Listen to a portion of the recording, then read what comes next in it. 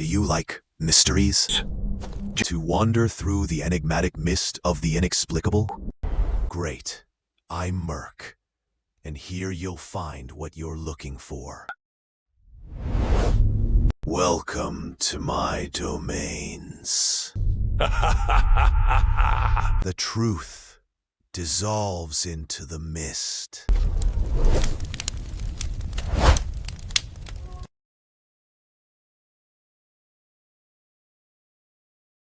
D. The night of October 12, 1307, was like any other in Paris. Cold and draped in the silence of a city unaware of the machinery of doom turning against it. But inside the Templar stronghold, the fortress that would later be known as the Temple, a frantic and desperate operation was underway. Grandmaster Jacques de Molay, aware of the king's intentions through a network of spies, was not about to let 2 centuries of power vanish into the hands of Philippe the Fair. While the king's soldiers sharpened their swords for the dawn raid, the Templars were not praying, they were packing. They were erasing history. Imagine the scene. Chests bound in iron and leather, not filled with simple gold coins, but with the accumulated wealth of the Crusades. Documents that could shake the foundations of the Church, relics so sacred they were said to hold the very blood of Christ, and a fortune that had made the Templars the first international bankers of Europe. In a matter of hours, they vanished. When the sun rose on October 13th, a date that would forever be associated with bad luck and betrayal, the king's men stormed the temple, only to find it nearly empty. The leaders were there, waiting, but the soul of the order, its treasure, was gone. How does a convoy of treasure simply disappear from the heart of a hostile city without a single witness raising an alarm? This is the first layer of the mystery that has haunted historians and treasure hunters for 7 centuries. The Templars had constructed not just a military order, but a logistical machine unlike anything the medieval world had ever seen. Their network of preceptories across France acted as a web, allowing them to move goods and men with the efficiency of a modern corporation. They had days, perhaps weeks of warning. The real question is not if they moved the treasure, but rather, where did they take it? The answer, for many, lies in the salt-worn stones of a coastal city, La Rochelle. The Templars possessed the largest naval fleet in Europe at the time, a fact often overlooked in the romantic tales of knights in armor. They were merchants, shipbuilders, and sailors. On that fateful night, as the king's men prepared their chains, a fleet of 18 to 20 Templar ships weighed anchor. They slipped past the harbor chains under the cover of darkness, carrying the entire legacy of the order in their hulls. They sailed into the Atlantic, and for the world, they ceased to exist. Where did they go? Let's consider the political landscape of 1307. France was hostile. England was under the thumb of a weak king who would soon bow to Philip's pressure to arrest Templars as well. There was only one kingdom in Western Europe that stood defiant against the might of France and the papacy. A kingdom bruised, battered, but fighting. Scotland. King Robert the Bruce was excommunicated, fighting for his nation's survival. He had absolutely no reason to obey the French king or the Pope. If the Templars came to him, they would not find a persecutor, but an ally. The journey from La Rochelle to the Scottish coast is treacherous even today. Yet the Templars were master navigators. They had charted the seas for 200 years. It is theorized that the fleet did not sail directly to a major port like Edinburgh, but rather dispersed along the rugged western coastline, the Hebrides, and the remote highland inlets. Places where a king's authority was strong enough to offer protection, but where the long arm of the Vatican could not reach. These ships carried more than gold. They carried a strategic asset that would change the balance of power in the British Isles. If the treasure was simply gold, it would have been found by now, or spent. But this was the treasure of the temple. Sources from the time, including the interrogation transcripts of imprisoned Templars, speak of 3 great chests. One contained the crown of the Latin kings of Jerusalem, a symbol of sovereignty. Another contained the archives, years of financial records that implicated European nobility in heresy and corruption. But the third chest, the one that guardsmen whispered about in terrified tones, contained relics, objects that were said to have immense spiritual power. We are talking about items that could legitimize a king or bring down a dynasty. This is where the story shifts from simple history to a deliberate act of concealment. The Templars did not just hide a treasure, they hid a legacy. They were an order sworn to secrecy, bound by oaths that promised death to those who revealed their inner workings. The men who sailed from La Rochelle took those secrets to their graves, but before they died, they built, they carved, and if you know where to look, they left a map, not on parchment, but in stone. When you walk into the countryside of Scotland, you begin to notice anomalies. Chapel locations that seem illogical, built not near villages, but hidden in valleys, graves facing the wrong direction. The symbol of the Templar cross carved into stones that predate the Reformation by centuries. The most famous location, the one that draws seekers from around the world, is Rosslyn Chapel. Built centuries after the Templars were supposedly destroyed, it is a library frozen in stone. Every surface is covered with carvings of corn, a plant unknown in Europe at the time of its construction, suggesting contact with the Americas before Columbus. Carvings of Templar knights, and deep below, a vault that the current owners insist is structurally solid, yet have never allowed a full archaeological excavation. Let's pause for a moment and consider what we are actually looking for. We are conditioned to think of treasure as a cave filled with gold coins and jeweled crosses. But this is not a pirate story. This is a story about institutional survival. The Templars were not pirates. They were the world's most sophisticated financial institution. Their treasure was not a hoard to be buried. It was a war chest to be used. If they escaped to Scotland, the treasure was likely not buried in one location, but distributed across the Templar network that continued to operate in secret. The silence surrounding this event is deafening. History tells us that Robert the Bruce was excommunicated for his defiance. But it also tells us that suddenly, after the arrival of the Templar fleet, his military fortunes changed. He had been a guerrilla fighter, losing ground. Suddenly, he had the resources to launch campaigns that would culminate in the victory at Bannockburn in 1314, a battle so decisive it secured Scottish independence. Where did the gold for that war come from? Scotland was poor. Its coffers were empty. Unless a fleet of ships arrived from France with 200 years of accumulated wealth. The Vatican has never opened its archives fully regarding the Templar trials. The transcripts that exist show terrified knights confessing to spitting on the cross, but historians now largely agree these confessions were extracted under torture. The one man who remained defiant was Jacques de Molay, as he was burned alive at the stake in Paris in 1314. He called out a curse upon King Philip and Pope Clement, summoning them to appear before God within the year. Both were dead within 12 months, but the treasure remained hidden. The most compelling evidence lies not in what was found, but in what was never recorded. There is no trail of the Templar wealth. It did not revert to the French crown. It did not enrich the papacy. It simply vanished from the ledger books of history.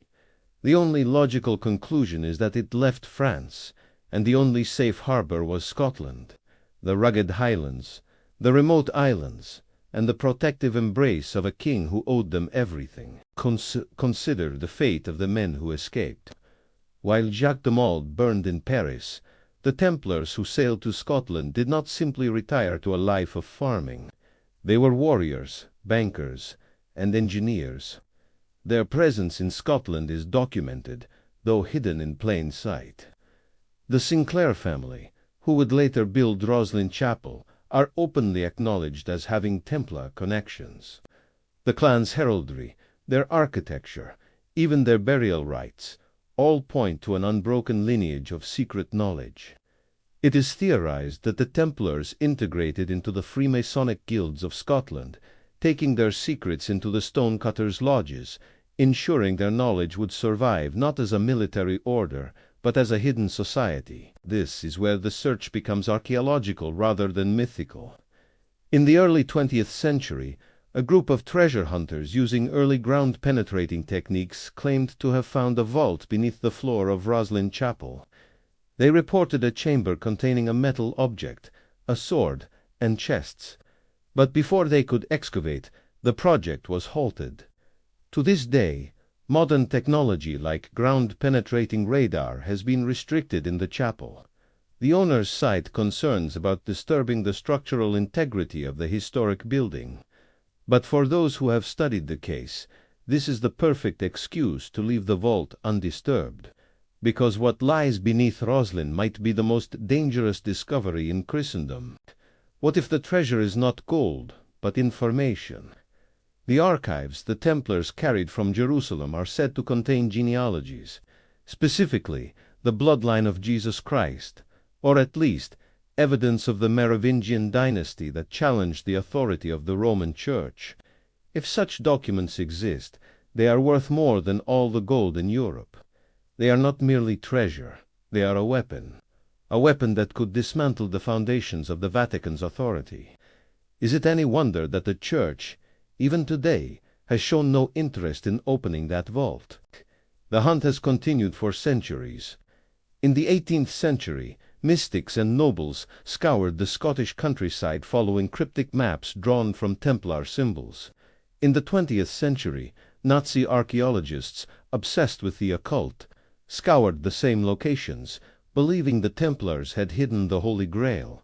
The British government, during World War II, even placed a guard on Rosslyn Chapel, officially to protect it from bombing, but unofficially to ensure that no one, especially the Germans, got inside to search for what was hidden. The layers of secrecy are so thick, they obscure the truth. But let's go back to the ships. What happened to them? History records that the Templar fleet vanished. But ships do not simply vanish. They leave wrecks, they leave logs, they leave traces in port records. The fact that there is no trace suggests a deliberate erasure. The ships likely were scuttled in deep locks after unloading their cargo. Or they were integrated into the Scottish Navy, their origins disguised. There is a persistent local legend in the village of Arbroath that the Templars arrived with treasure there, and that it was hidden in the underground tunnels that riddled the region.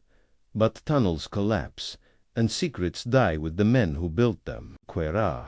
We are now over 700 years removed from that October night. Generations of historians have called the Templar treasure a myth, a fantasy concocted by romantic writers. Yet, the physical evidence persists. In 2001, a team of researchers discovered a hidden chamber beneath a ruined chapel in the Scottish borders. Inside, they found the skeleton of a knight, laid out in the Templar position, with a sword and a chalice.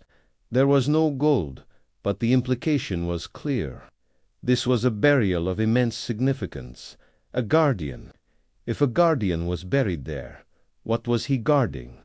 The chamber had been cleared long ago, likely in the 18th century, by looters or by those protecting the secret. The truth is, the treasure of the Templars is likely not a single pile of gold waiting to be discovered in a cave. It is a dispersed legacy. When the order was dissolved in France, the operational arm simply shifted jurisdiction. The knights became advisors. The gold became the funding for the Scottish crown. The relics were distributed to allied noble families for safekeeping.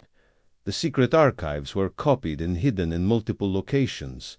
Rosslyn Chapel is one location. The island of Mull is another. The crypts of St. Giles Cathedral in Edinburgh are a third. The treasure is hidden in plain sight, embedded in the stonework of Scotland. You are watching this video, perhaps because you sense there is a secret waiting to be uncovered. But consider this. The Templars were not just warriors, they were the ultimate guardians. They built their fortresses to withstand sieges. They built their hiding places to withstand time. If the treasure has not been found in 700 years, it is because they designed it that way. They built a puzzle that requires not just a map, but a key that may be spiritual or genealogical, not physical. The mystery serves a purpose. It keeps people looking, keeps them asking questions about the nature of power, religion, and history. Every time a historian dismisses the Templar treasure as a myth, they are doing the work that the King of France failed to do, burying the truth. But the stone carvings do not lie. The chapel remains. The symbols are still there, waiting for the right eyes to see them. So, what do we really know? We know a fleet left La Rochelle. We know Scotland was the only safe refuge. We know Robert the Bruce suddenly acquired the means to win a war. We know that centuries later, a chapel built by a family with Templar ties is filled with iconography that suggests they knew a secret so powerful it had to be encoded in stone rather than written on paper. We know that to this day, the vault beneath Rosslyn remains sealed. The treasure is still out there. It may be in a cave on the Isle of Arran, hidden behind a waterfall that only appears at low tide. It may be in the archives of the Vatican, tucked away in a box labeled unverified to ensure no one looks too closely. It may be in the foundations of a modern bank in Edinburgh, built over the site of an old Templar preceptory. The Templars were the first bankers. They understood that the best place to hide wealth is often in plain sight, where it continues to work. The night of October 12, 1307, was the end of the Knights Templar as a public order, but it was the beginning of the greatest hidden history in Europe, a history of survival, of secrets preserved through the Black Death, the Reformation, the Enlightenment, and 2 world wars. Those secrets have been guarded for 23 generations. Whether you believe the treasure is gold, relics, or the truth about the origins of the Church, one thing is certain. The men who sailed from La Rochelle took something with them that was worth dying for, worth killing for, and worth keeping hidden for eternity. The hunt continues, and the question that hangs in the air, the same question that has haunted kings, popes, and treasure hunters for centuries, remains unanswered. Where did they hide it? Perhaps the stones of Rosslyn know. Perhaps the waters of the Scottish lochs still hold the remains of those ships. Or perhaps you are standing closer to the answer than you think. Because if the Templars taught us anything, it is that the greatest secrets are never really lost. They are simply waiting for the right moment to be found. Did you like this mystery? And what is your theory? Leave your thoughts in the comments.